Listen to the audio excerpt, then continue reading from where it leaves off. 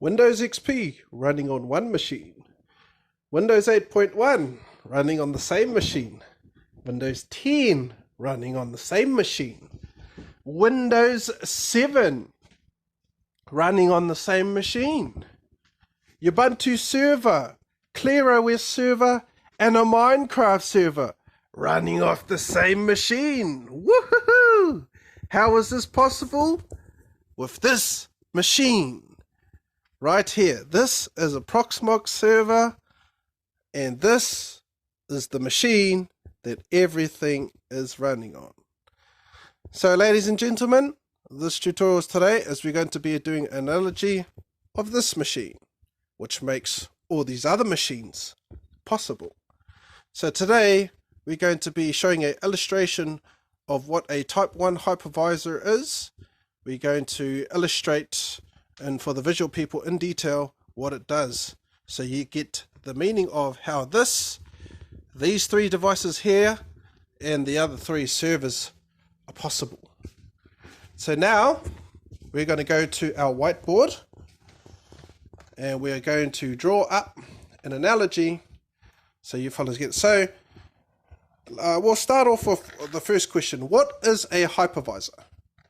So a hypervisor, or a type 1 hypervisor, is what you call a bare metal hypervisor.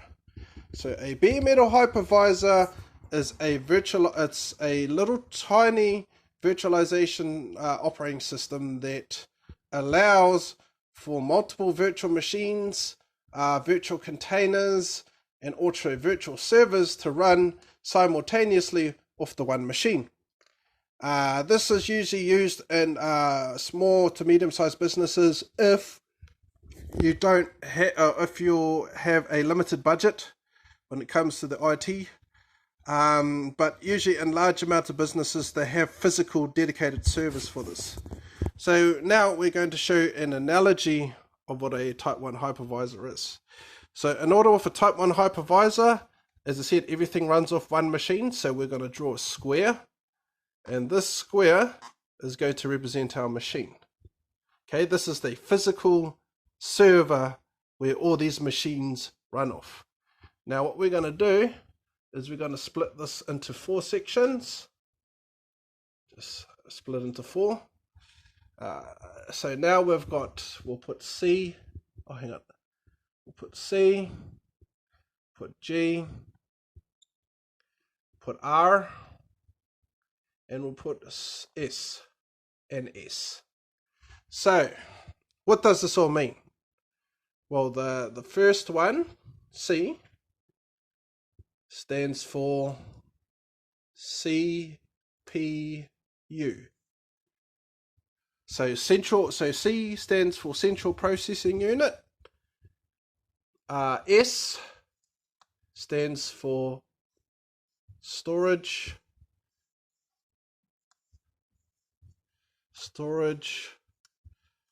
and we'll also add swap. We won't be covering too much what swap is, but it is valid. Okay, so we've got the Central Processing Unit. We've also got the storage. R stands for RAM, or Random Accessible Memory.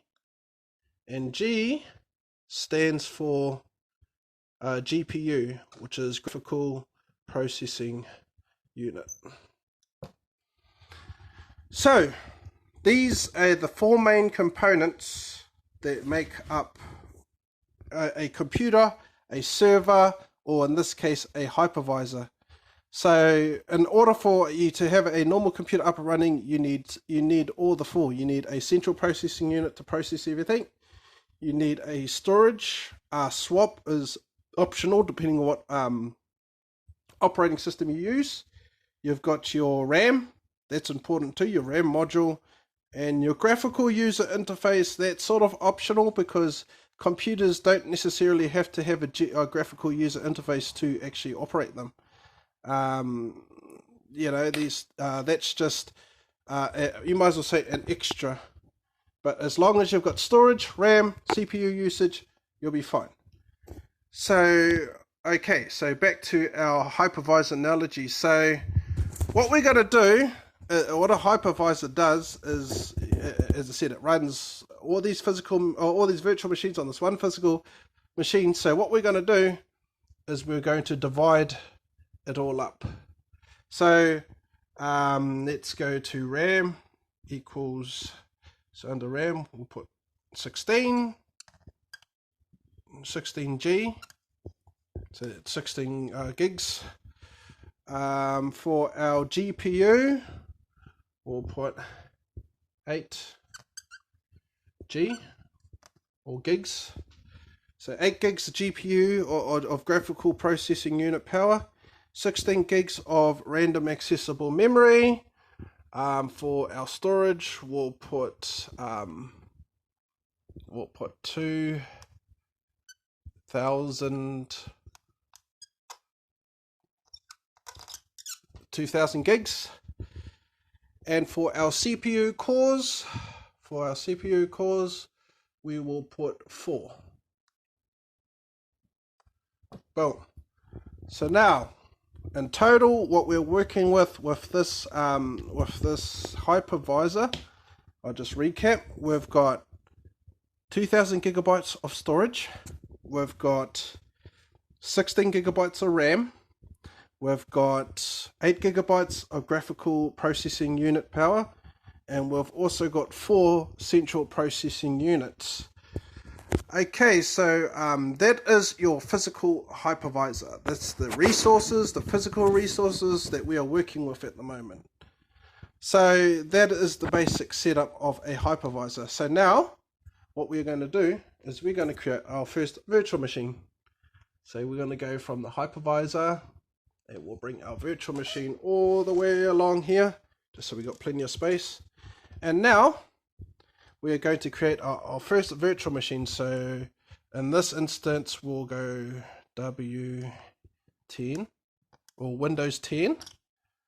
So for this virtual machine, I'll give it 2G of RAM. So 2GR, which stands for 2 gigabytes of RAM. We're going to give this 2G of graphical user interface. So that's 2GG, 2 gigabytes of graphical user interface. We'll allocate this 100G of S, which is storage, and we'll give it 1 CPU. So there we go. That is the virtual machine. So our virtual machine, that is the virtual hardware we've given it. So we'll deduct it off the main server, which is over here. So we've given us one core from the 4 that I've got. So that's so that leaves us with 3 cores left. CPUs CPUs are quite dynamic. Depending on it really depends on the workload you give these virtual machines, depending on how much resources to use on the physical. But this is only allocated 1 core out of 4. The GPU, we've given it 2 gigs out of 8.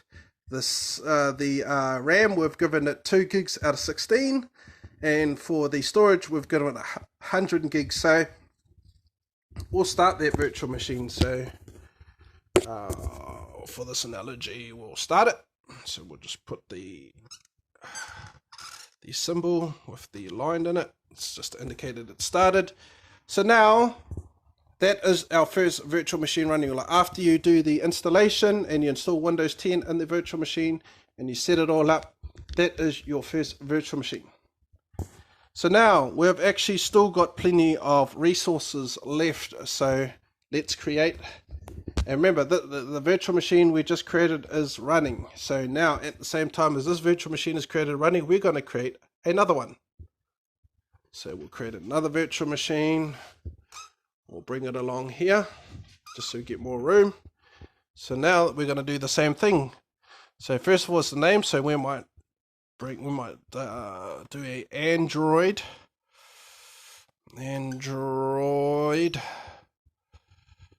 ID. Oh, I just don't want to go too close to the other writing. Little d. So that's our first one. So this one I will give another 1 core, 1C. We'll give this 4 gigabytes of R, which is RAM. We'll give this so we'll give this 2 gigabytes, 2G of G, which is graphical user interface, and we'll also give about 64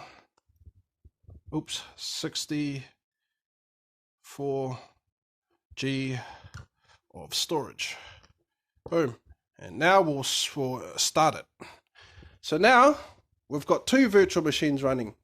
So so that's 2 gigs plus 4 gigs of RAM, so that's 6 gigs used so far out of 16. So we've got 100 gigs of storage on the Windows 10, and we've got 64 gigs of storage on the Android. So that is 164 gigs used so far of our 2000 gig storage. For our GPU, we've actually got 2 gigs plus 2 gigs, so that's half of the GPU used, so that's 4 gigs. And as for the CPUs, we've got 1 each, which is 2 cores being used. As I said, with CPUs, if the workload stops and the operating system's just on idle, the CPUs are more dynamically used. So is the RAM. But this is 2 virtual machines running off this one server. So sorry, it's a bit messy, the writing, but I guess you get the point as we are getting it. So now we've got about we've got 10 gigs of RAM left to work with, and we can create another operating system or another virtual machine on top of these 2 that are already running. We've also got well, as I said, CPUs will always stay at 4, but it just depends on your workload. Storage, we got about 1,800 and 44 gigs of storage left, and for the GPU, we've still got 4 gigs. So this is pretty much an analogy of an illustration of a server. Sorry, it's a bit messy. But I just thought I would draw something up on the board, and these are the 2 virtual machines running. So this is pretty much, I'll just put this down, the same analogy as I was saying before. We've got 4 different versions of Windows, which we've got Windows 10. Sorry, the tablet's just gone to sleep. And we've also got Windows 8, Windows XP, and also Windows 7 running. Well, it's the same concept. So these laptops and tablets are only used as input devices. So these actually have got their own operating system pre-installed in them, but they are just inputting into the main system, which is this system right here. So this is actually where the processing and everything happens, and all the, because as I said, we've got the CPU, the GPU, the storage, and also the RAM in this computer. At the moment, it's actually running pretty good. Well, as you can feel on the top, the CPU fan is actually quite cool. So a lot of the operating systems and the servers are actually idling. But I just thought I'd give an analogy and a demonstration of what a Proxmox server is. There are other Type 1 hypervisor virtualization softwares out there. I personally like working with this one because it is free. So, you don't have to pay any subscription. You can if you want support and also better features. But for what I need this for my home lab, the free version of Proxmox works perfectly. So I hope you learned something new. I was just demonstrating and illustrating what a Type 1 hypervisor is and how it works. And I hope you learned something new. So until next time, you have a good day and cheer.